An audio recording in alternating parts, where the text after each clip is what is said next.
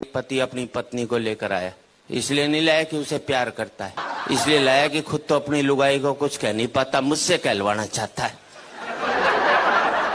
भाई मर्द के बच्चों तो खुद बोलो अपनी लुगाई को, वहां सबकी टैं बोल जाएगी। कई बार तो मुझे ऐसे लगता है जैसे इस देश के पतियों ने मुझे सुपारी दी हुई हो कि हम तो कुछ नहीं कहेंगे, तू कह दियो हमारी तरफ से।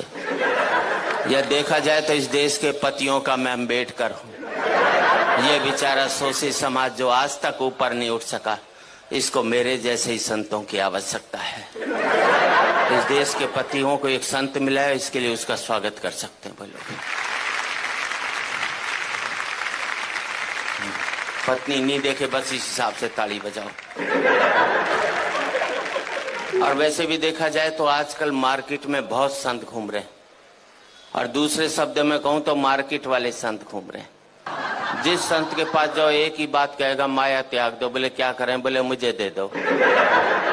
हर एक चाहता है वो तो करोड़पति बन जाए और आप बाबा जी बन जाओ। लेकिन मैं इतना ही कहना चाहता हूं, अभी मैं अमेरिका गया, मैंने वहां देखा पति पत्नी बहुत प्यार करते हैं। सड़क पर चलते चलते प्यार कर लेंगे, ट्रेन में बैठे बैठे प्यार कर लेंगे। हिंदुस्तान में तो पति सारा घर में प्यार नहीं करता, बाहर की तो बात छोड़ दीजिए।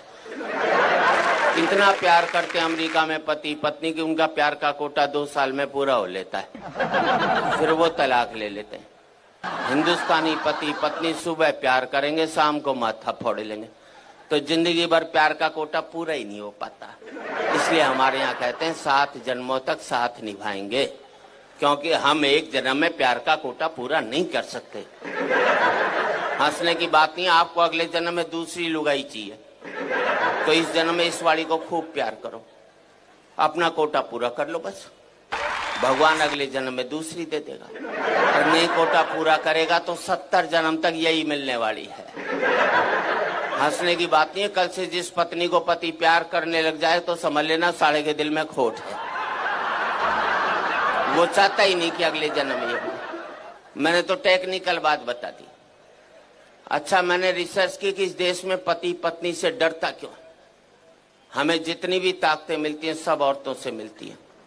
पैसा चाहिए लक्ष्मी जी के पास जाओ, बुद्धि चाहिए सरस्वती जी के पास जाओ, ताकत चाहिए दुर्गा जी के पास जाओ, आदमी के पास छोड़ा क्या? मेरे समझ में नहीं आया।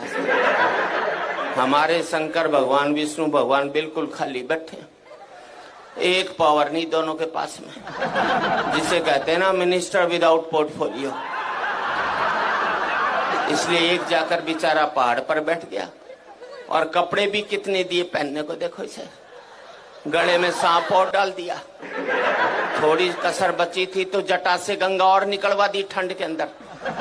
पीने को मांगा तो विष पिला दिया। ऐसे में आदमी तांडव नहीं करेगा तो क्या बांसुरी बजाएगा भाई? सीधी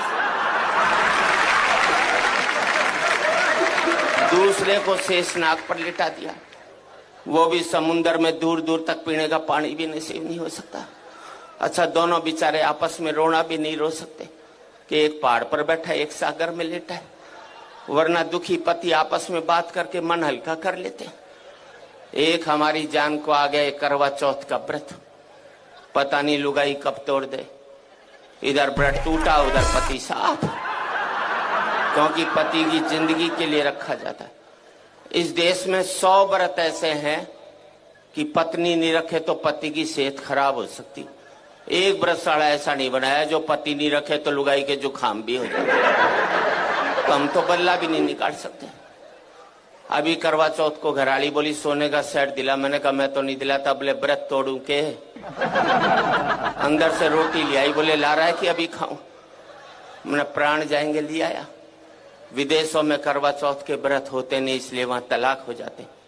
अभी मैंने ब्याह की 25वीं वर्षगांठ मनाई, अमेरिका में होता तो 25वीं लुगाई की मना रहा होता, करवा चौथ नहीं होता ना वहां। हमारे यहाँ पति पत्नी तो रेल की पटरी की तरह, मिलो मत साथ जरूर चलना पड़ेगा।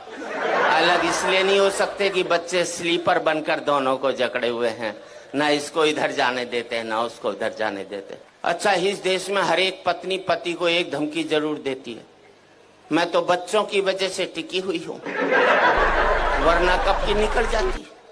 अब मैंने अपनी लुगाई से कहा, मैंने देख सारे बच्चे ब्याह लिए, अब तो निकल ले।